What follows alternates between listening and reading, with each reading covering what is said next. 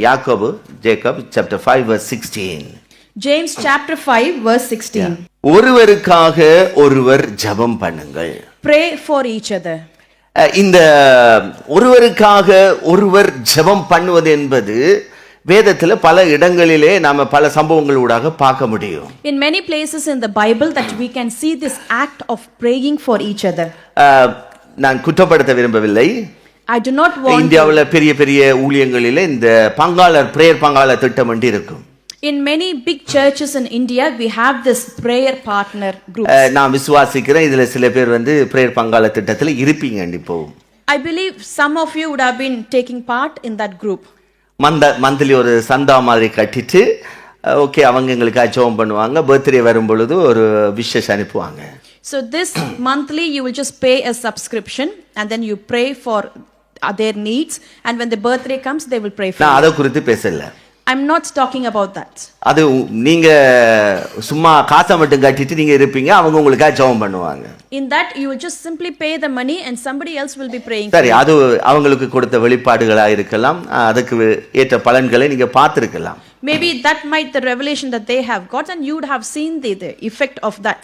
ஆனா இந்த இடத்துல நான் என்னத்தை உங்களுக்கு சொல்ல விரும்புறேன்னு சொன்னால், ஒருவருக்கு ஒருவர் நாம பிரேயர் பார்ட்னர்களை அமைத்துக் கொள்ள வேண்டும். But in this place what I want to say is like you need to pray for each other and you need to have a prayer partner. இந்த பூமியில இருக்கும் பொழுது நமக்கு எப்பவுமே நாம ஒரே மாதிரி நாம என்ன செய்ய முடியாது, வாழ முடியாது, ஓட முடியாது. When we are in this earth we cannot just live a same life or we cannot run just exactly the same way. இயேசு கிறிஸ்து ஊழியத்துக்கு அழைக்கும் பொழுது கூட என்ன செய்கிறார், ரெண்டு பேராக அனுப்புகிறதை வேதம் நமக்கு காண்பிக்கிறது. Even the Bible shows us when Jesus was selecting his disciples he was selecting two.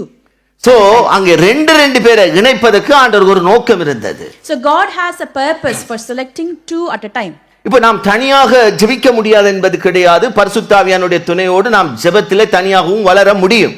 It is not that we cannot have our own personal prayers. With the help of the Holy Spirit we can grow in our personal prayer on our own. ஆனா ஜெபத்திலே தனியான ஜெபம் என்பது ஒவ்வொரு மனுஷனுக்கும் தனிப்பட்ட விதத்தில் இருக்கணும், அதுல எந்த சந்தேகமும் கிடையாது. There is no doubt that each and every person should have his own personal prayers. ஆனா ஜெப பங்காளர்களை ஆண்டவர் உற்சாகப்படுத்துகிறார். But the God encourages the prayer partners. வேத புத்தகத்துல நீங்க பாத்தீங்கன்னு சொன்னால் இயேசு கிறிஸ்துவுக்கே பங்காளர்கள் தேவையா இருந்தது. If you see in the Bible for Jesus himself he required prayer partners. அவர் ஒரு ஜெப வீரர். He is a prayer Ram முழுவதும் ஜெபித்தார் என்று வசனம் சொல்லுகிறது. The verse says that he prayed for the entire night. அவர் குறித்த ஜாமத்தில் எழும்பி போய் ஜெபம் பண்ணினார் என்று வசனம் சொல்லுகிறது. And the verses say at the right time in the middle of the night he went and prayed. அப்படிப்பட்ட ஒரு ஜெப வீரராக இருந்தாலும் அவர் ஒரு பிரச்சனை அவர் வருகிறது, கெத்செமனே தோட்டத்திலே என்ன செய்கிறார், அவர் ஜெபிக்கிற ஜெப வீரர்களை தேடுகிறார். Such a prayer warrior when the problem comes in the garden of Gethsemane he is looking for prayer partners. மத்தேயு புத்தகத்துல 26வது அதிகாரம் Matthew chapter 26 verse 36 ல இருந்து பார்க்க முடியும். We can read it from Matthew chapter 26 from verse 36 onwards. அங்கே சீசர்களை பார்த்து சொல்றாரு, நான் அங்கே போய் ஜெபம் பண்ணும்போது நீங்கள் இங்கே உட்கார்ந்திருங்கள் என்று சொல்லிட்டு என்ன செய்யறாரு, அங்கே 3 பேரை கூட்டிட்டு போறாரு. He looks into his disciples and he says, sit here while I go over there and pray. He took 3 of them along with him. பேதுருவையும் செபதேயும் குமாரன் இருவரையும் கூட்டிக் கொண்டு போய் என்ன செய்தாராம், வியாகுலப்பட தொடங்கினார். துக்கமடையும் வியாகுலப்படவும் தொடங்கினார். அவளிடத்தில் சொல்றார், விழித்திருந்து ஜெபம் பண்ணுங்கன்னு சொல்றார். He took Peter and the 2 sons of Zebedee along with him and he became sorrowful and troubled. So வசனம் சொல்லுகிறபடி ஒரு பிரச்சனை என்று வரும் பொழுது இயேசுவுக்கும் அங்க என்ன செய்யப்பட்டது, அவரை ஜெபத்தில தாங்கக்கூடியவர்களை அவர் தேடுகிறதை வசனம் காட்டுகிறது. So the verse clearly shows when there is a problem for Jesus himself he is looking for prayer partners. நாம் எப்படிப்பட்ட ஜெப வீரர்களா இருந்தாலும் பரவாயில்லை, how much ever the prayer warrior நீங்க முகமுகமாக தேவனை தரிசிக்கிறவர்களா இருந்தாலும் பரவாயில்லை, even if you are seeing God face to face, ஆனா உங்களுக்காக ஜெபிக்கிறவர்கள் ஒருவராவது இருக்க வேண்டும். but you should have at least one person who will be உங்களோடு சேர்ந்து ஜெபிக்கத்தக்கவர் ஒருவராவது இருக்க வேண்டும். At least you should have a person who will join along. அவருக்காக நீங்க ஜெபிக்க வேண்டும், உங்களுக்காக அவர் ஜெபிக்க வேண்டும். You need to pray for that person and that person has to pray for you. So அதை நீங்க உருவாக்கி விட்டீர்கள் என்று சொன்னால் நிச்சயமாக உங்களுடைய ஜெப ஜீவியத்திலே மாத்திரமல்ல உங்களுடைய இந்த பயணத்திலே நிச்சயமாக ஒரு சக்சஸ் நீங்க பார்க்க முடியும். When you create that kind of relationship not only in your prayer life or just in your normal life as well, you will be able to see a success and victory. இப்போ நீங்க எல்லாரும் think பண்ணலாம் இத குறித்து. So you all might be started to எப்படி நான் partners பிடிக்கிறது கரெக்டான ஆளா? How can I choose the right person as my பிரசங்கி prayer சொல்ற partner? மாதிரி. As Ecclesiastes பிரசங்கி says. chapter 7 verse 28 ல ஒரு வசனம் இருக்கும். In Ecclesiastes chapter 7 verse 28 says, என்ன சொல்றாரு? என் மனம் இன்னும் ஒன்றை தேடுகிறது. while I was still searching, என்ன சொல்றாரு? அதை நான் கண்டுபிடிக்கவில்லையா? but not finding. யாரு? சாலமன் ராஜா அவரோட மனசு ஒன்றை தேடி கொண்டிருக்குது. அவர் நிறைய காரியத்தை கண்டுபிடிச்சிருக்காரு, ஆனா ஒன்னோட கண்டுபிடிக்கலன்றாரு. Who is King Solomon? He says he have found out so many things, but one thing he has our not அங்க found சொல்றாரு, out. 1000 புருஷர்களுக்கு 1000 பேருக்கு ஒரு புருஷனை கண்டு, ஆனா ஒரு ஸ்திரியை கண்டுபிடிக்கலன்றாரு. And he says, among 1000 I found a man but not a woman.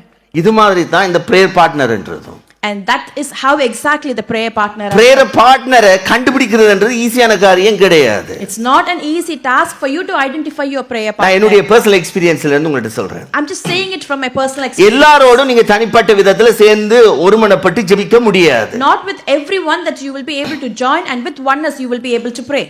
உங்களோடு சேர்ந்து ஜெபிக்க கூடிய அந்த பார்ட்னருக்கு உங்களை போல உங்களோட ஒருமனப்படக்கூடிய ஒரு ஹார்ட் இருக்க வேண்டும். So your prayer partner should also have that oneness same like you and should have the same heart like you.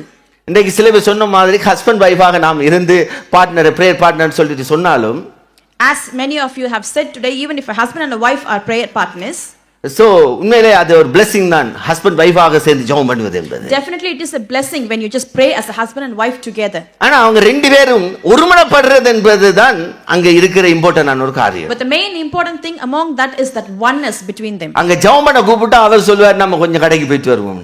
When the wife starts to call the ஜெபத்துல உட்கார்ந்தாலும் அங்க ரெண்டு பேருடைய ஸ்பிரிட்டும் ஒரு மனதுக்குள்ள வர்றதுன்றது ஈஸியா இருக்காது. even when they start to pray, both of their spirit to be in oneness, it's not something very so நான் easy. உங்கள்ட்ட என்ன சொல்ல வருகிறேன்னு சொன்னால், இந்த பிரேயர் பார்ட்னரை கண்டுபிடிக்கிறது என்பது வெரி இம்பார்ட்டன்டான ஒரு காரியம். What I am saying is identifying this prayer partner is a very important thing. சபைக்குள்ளாக உங்களோடு யாரோடு சேர்ந்து உங்களுக்கு ஒருமனப்பட்டு ஜெபிக்க முடிகிறது என்பதை பார்த்து நீங்க அவர்களோடு சேர்ந்து ஜெபம் பண்ண வேண்டும். In the congregation you need to just find out with who that you will have that oneness, identify them. ஆண்டவரிடத்துல கேளுங்க, ஆண்டவரே எனக்கு ஒரு சரியான ஒரு பிரேயர் பார்ட்னரை தாங்க. Just ask the God, God give me a right prayer partner. Opposite ஆளை நீங்க என்ன செய்யாதீங்க, தேடாதீங்க. ஆணை பாருங்க, பெண்ணை தேடுங்க.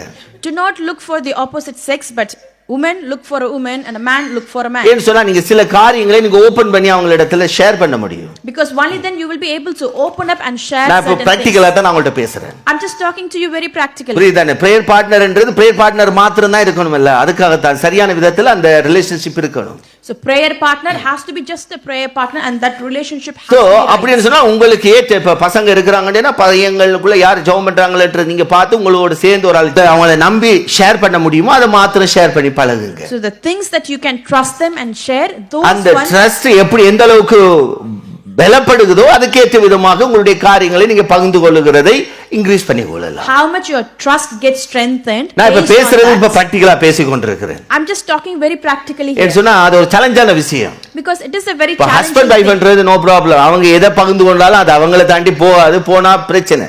Sharing between husband and wife is not a problem, because they won't share it with others. If they are sharing it, then it's a ஆனா problem. சபையில இருக்கிற இன்னொருவரோடு நீங்க சேர்ந்து ஜெபம் பண்ணும் பொழுது அதுக்கு ஏற்ற விதத்துல உங்களுடைய பிரேயர் பாயிண்ட்கள் வந்து இருக்கிறது நல்லது. But when you are sharing with somebody in the church, let's based on your trust, if your prayer points are there, that will be better. அந்த டைம்ல நீங்க என்ன செய்யலாம், ஒருத்தருக்கு ஒருத்தர் நீங்க எதை ஷேர் பண்ணி இருக்கிறீங்களோ அவங்க உங்களுக்காக ஜெபம் பண்ணலாம், நீங்க அவங்களுக்காக ஜெபம் பண்ணலாம். In those time, whatever you have shared with the other person and the other person have shared with you, you can pray for those prayer points. அந்த நாட்கள்ல நீங்க ஒருவரை உற்சாகப்படுத்தலாம். In those time you can encourage each other. என்ன நீங்க ஜெபம் பண்ணது நல்லா கேட்டு ஆண்டவர் எனக்கு பலத்தை தந்தாரு, என்னுடைய ஃபெய்த் இன்கிரீஸ் ஆன மாதிரி சம்திங் ஏதோ ஒரு என்கரேஜ் வேர்ட் சொல்லுங்க. You can just share some encouraging words. The Lord has answered your prayer.